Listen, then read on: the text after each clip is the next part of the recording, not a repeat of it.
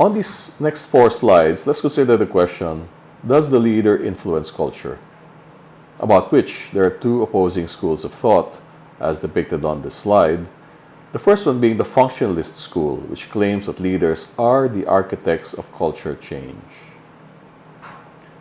The second opposing school of thought is called the anthropological view. Leaders are part of the culture and cannot be considered as apart from it. Nonetheless, the body of evidence is heavily weighted in favor of the functionalist perspective that leaders are in a position to shape the organization's culture. Let's take a minute to parse culture and climate.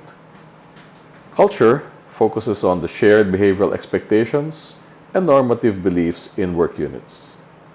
Climate describes the way individuals perceive the personal impact of their work environment on themselves, and that is why organizations try to shape their culture and then they check the climate of their organization, usually through surveys.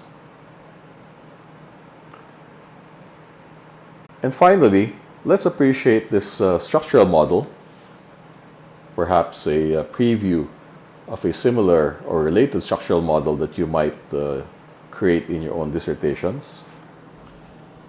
And it says here that organizational culture predicts, to a certain extent, the climate for organizational innovation.